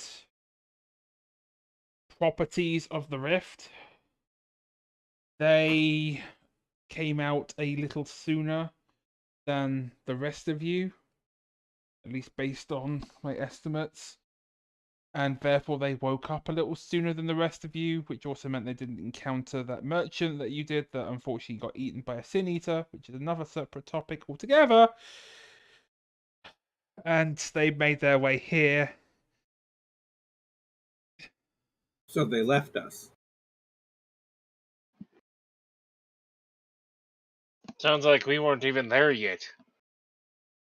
No, you based on my calculations, you had only just started to appear out of the rift when they had arrived. It may have had something to do with the fact that both of them have void energy swirling around them. That may have interfered with their emergence and brought them forward. But they managed to come here before the rest of you, landed and even woke up, and were actually with some other friends of yours. And if you will permit me to explain, I will firstly apologize for the nature of my teleportation magic. Using the tower as a conduit, it is not the most accurate way to summon someone across the rift between worlds.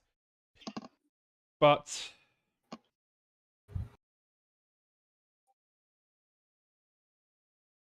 you six are not the only ones who made it across the rift. Your companions in the Scions are also here, but they are spread out across Northrend on their own separate missions. And I will now explain where each of them are. Before he explains that the Scions are here as well, her hackles raise and she tries to push past Jackson very, very angeredly.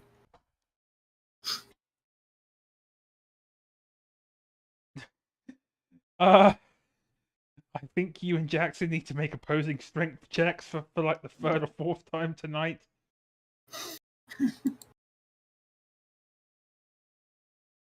Ability check. Yeah. Oh yeah, I'm sure Jackson's fine. Then I rolled a straight 3. Here I was expecting like a 20. Jackson rolled a 7 with +4, that goes up to 11. Jackson manages to restrain you still. Lily. She kind of lashed out. What do you mean they're here? The magic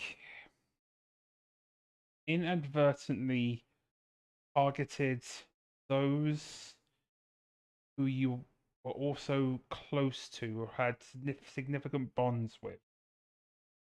Each of you except for, say, Jackson and Yuku, had dealings with Y'shtola. You had links to all of the scions in different forms, although some in less degrees, and therefore those ones with less degrees were not pulled through the rift, which is also a good thing because of the tale I'm about to tell you. Now, I'm going to explain where the scions are and where Akemi and Crayon fit into this, and then I'm going to tell you why you're here. So, as the scions. Alphino is out in Calusia trying to gain information on the city of Umor, which is a belligerent city-state compared to the Crystarium. They call it the City of Final Pleasures, because that is where the world's rich and elite have gone to live out their final days before light finally engulfs the world. Alizé has gone to Amarang and works as a mercenary sort, helping a group of healers who are trying to find a cure for those tempered by the Sin Eaters. Bancred is a wandering sellsword of sorts, but he is protecting a young girl who is a reincarnation of the Oracle of Light. Uriange is at Il Meg, the land of the pixies, studying their ways, and I dare say also being tricked by them, because pixies... The Fey folk are rather tricksome, shall we say, and Uriange is a bit stoic, as you well know. And Y'shtola is doing research with a group of night-worshipping cultists called the Knights Blessed in the Raktika Greatwood. But she hasn't been able to make much progress because of a band of Viera, or Vis, as they were called in this part of the world, or rather this part of the star. The Shard! Or the Exarch is getting a bit wound up. Denying her further entry into the Greatwood proper. As for Crayon and Akemi, they went to go and assist Alizé to act as guardians for the inn at Journey's Head, which is where these healers are trying to tend the sick who have been afflicted by Sin Eaters. Do you all follow me so far? Basically, each of the scions is doing their own thing in a different part of the world to try and find a solution to our mutual problem, which is the Flood of Light. And he taps his staff on the crystalline floor, and there's this wavy kind of energy as the scene changes, and it shows you kind of it basically shows you the crystalline flood at Nebath Arang in Amarang, which is a very desert-looking old Persian sort of. If you compare it to a real-world civilization, it looks very Persian. in its kind of architectural style. And the exarch continues to explain. About 100 years ago, a band of heroes known as the Warriors of Light managed to defeat a creature known as the Shadowbringer, which was the last check on this world's etheric balance. Once the Shadowkeeper had been... Shadowkeeper, that's right, not Shadowbringer. I'm getting my expansion name confused with my boss names. Anyway, the Shadowkeeper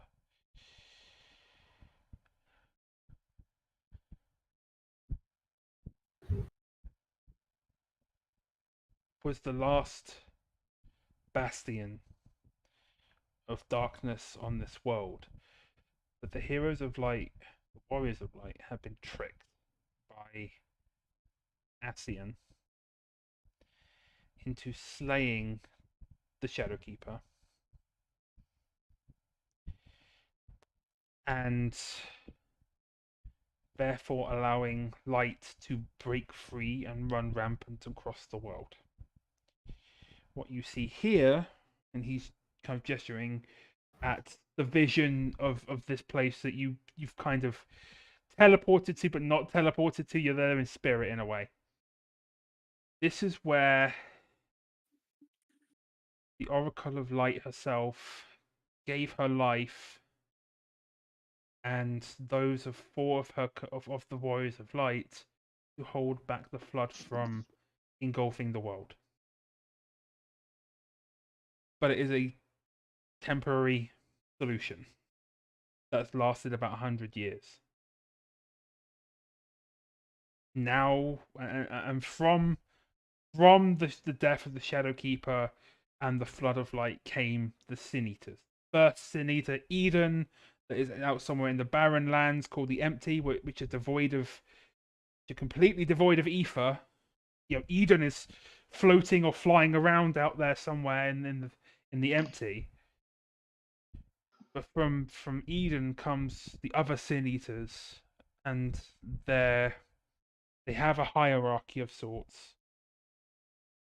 The ether that you saw Captain Lena destroy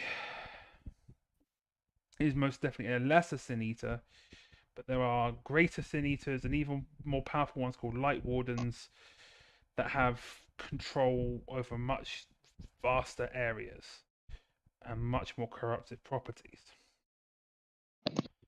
And thanks to their emergence, shall we say,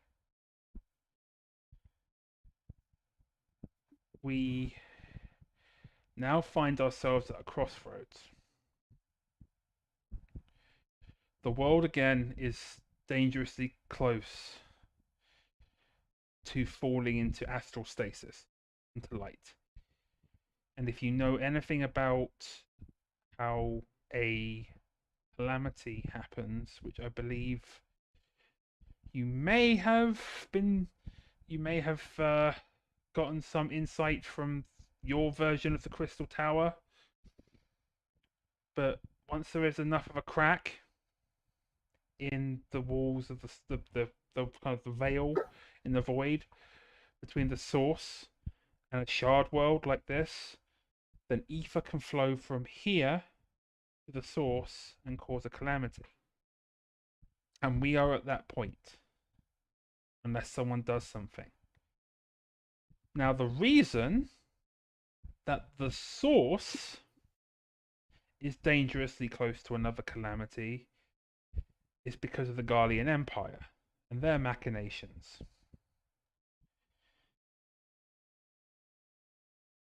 Through my own scrying of what is going on in your world and what Yurionje has told me, the Garleans have a bioweapon called Black Rose, which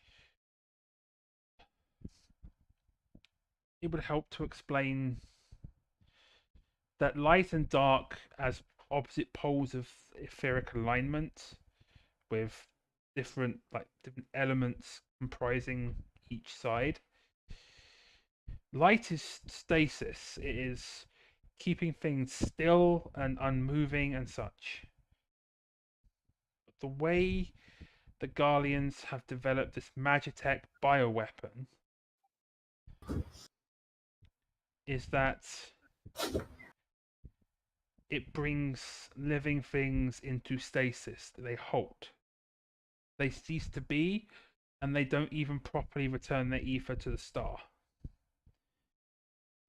If the Garleans manage to deploy that bioweapon in your timeline, that will, and no one does anything to stop the situation here in Northrend on the 1st, both worlds will have met the conditions for a what is known as a rejoining or a calamity. And the source will be washed over with light, and Black Rose will run rampant and kill millions. So it was with that in mind, given that the current political state of play on the source between the three grand companies was not at an acceptable point to fight the Empire head on and try to stop them deploying Black Rose. So to prevent this world falling to the light, and to prevent your own from having the 8th Umbral Calamity thrust upon it, I brought you here. To try and restore the balance of this world. Which is not an easy task, but easier than trying to fight the Empire at this point in time. Lily would step back from Jackson a little. Okay, I get it. But I have a concern. What kind of concern? Would she, or do I need to roll insight? Would she have picked up on his voice at all? No. Okay, good. It's different enough that it's throwing you off. She would, because she took her mask off, kind of like what I learned when I met my traveling companions. Trust isn't easy. And as much as I want to trust everything you're saying, I don't know. It sounds too big for me.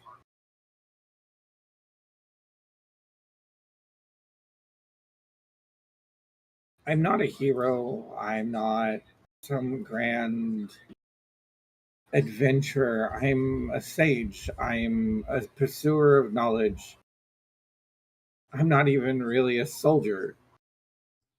Yuku just looks over at Lily. I'm gonna stop you right there. You fought Ifri and survived. Barely. Do you not remember You still how that survived. ended? It doesn't matter. It doesn't matter the after effect. You survived. And you were willing to give your life to save ours. If that's not heroic, I don't know what is. If that's not a hero, I don't know what is. We also faced the Moogle King. That's still within the limits of control. You're talking about saving an entire world. Fighting a primal, yeah, it's like a huge thing, but where do you even start with something like this? We get Answer me that. information. You got information. Well, more information. Where do you start but the beginning? We find out how it started and figure out how to reverse it. Well, I can help there.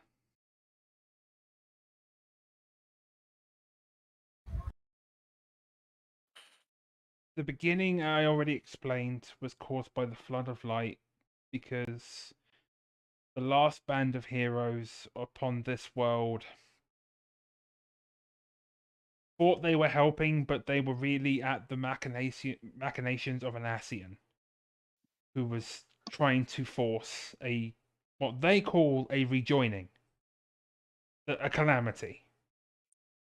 They thought they were saving the world by getting rid of the Shadowkeeper. In reality, they were breaking the last lock to upset the natural balance of ether on this world.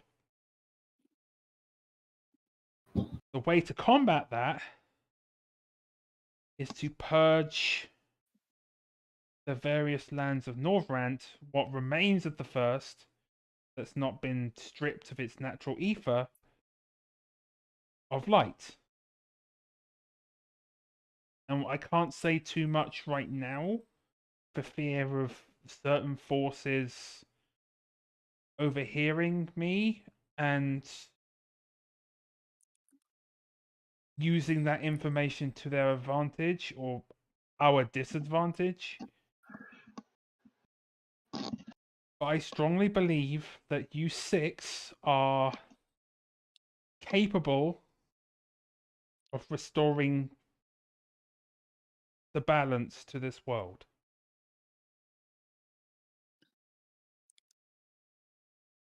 To do that, we're going to have to hunt down the Light Wardens and put them to the sword. But I understand that that's a massive undertaking. So here is what I would like you to do. Go and find Crayon and Akemi in Amarang.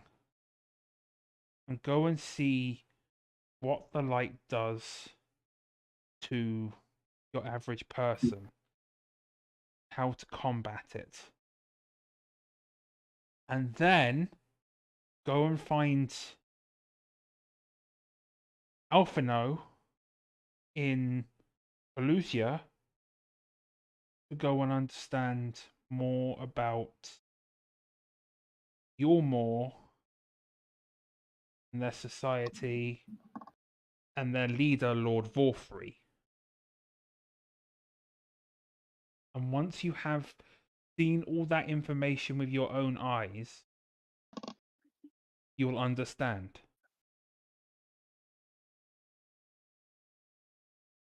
And then you can decide whether this task is truly beyond you. I do not believe it is at all, but I cannot make that decision for you. If this is truly beyond all of you, then he taps the staff again, and it returns to the regular kind of view of the ocular. He gestures to the portal behind him. There's like a liquid crystalline portal behind him. We can return you to the source. But keep in mind what I have said about the 8th Umbral Calamity. At that point, your only recourse to stop it is to defeat the Empire. And that is a much bigger undertaking than what I am offering here, for reasons I cannot necessarily go into without interfering with the timeline. Which is kind of scary in and of itself, that an empire is harder to defeat than restoring a shard. Lovely! She sighs. Well, in other words, I just don't have a choice. And before you go, yes, you do. No, I don't. So let's see where this goes. You've at least had a choice most of your life. Jackson, what's your decision? I say we meet up with our fellow party members. I'm sure they're wondering about us. Lily would key into what Shakyle said. First time they've actually said anything about their past.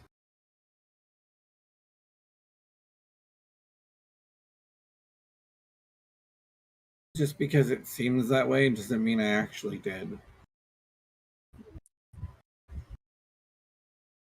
More than I did.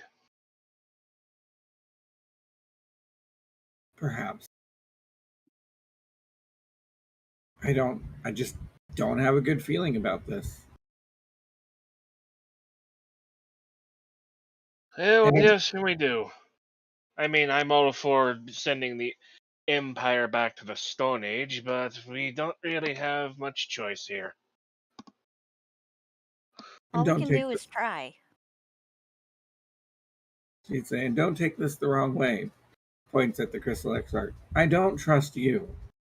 I don't know what it is, but I don't. There's something about you that's just gets my fur on end.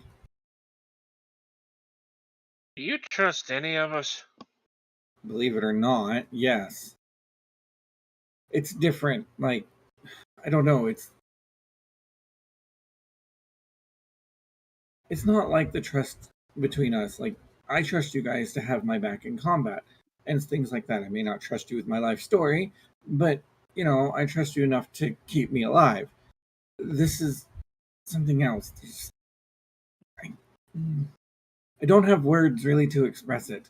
There's something about that one and this whole situation that just makes me afraid. Do you want to Fears. discuss it over breakfast or something? She'd chuckle. Of course, you go to food. Right. We haven't eaten breakfast yet. That's why I grabbed the eggs. Right. I thought it's like, I'm pretty sure Shikyle and Jackson would have probably eaten breakfast to begin with. Then you two woke up hangover. Yeah. Right. So it's like, in character, it's like, food is always good. Out of character, it's like, great, we were traveling with a bunch of hobbits, second breakfast. I mean, we haven't really had a real meal this morning, at least the two of us, so sure. Breakfast is fine. Awesome. And we can talk about this without being rude to our host. She would shoot the Crystal Exarch a very, I don't know, warning like glare.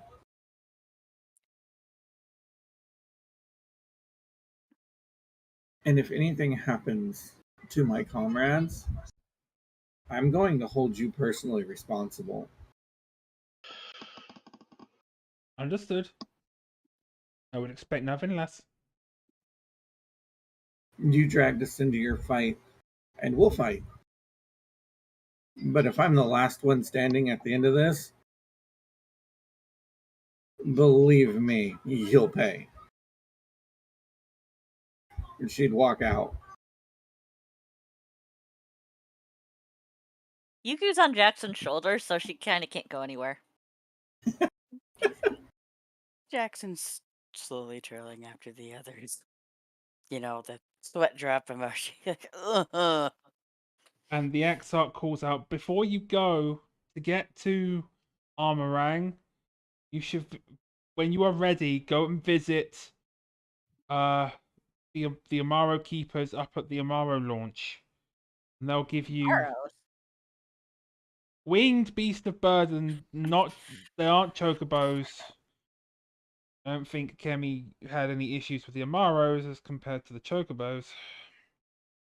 But they are also descendants of the Fey folk. But think of them as your flying steeds that will take you to Amarang to go and find your companions when you are ready. Thank you. And unless anyone wants to say anything more, or do anything more? Nah. Not at the moment. We are going to call it there for the night then. Excuse me, Madame Cat. So that we don't go too far and we don't leave our compatriots in the dust and leave them behind. Speaking of dust, that's where you're heading next, to the deserts of Almarang. And yeah, so Like, what do you mean in the dust? They're ahead of us. yeah. Yeah, so thank you for joining us for our season opener for season 2. They got the mission, and they got to carry it out. I don't know which I prefer, either fighting to save a world or fighting against the Empire.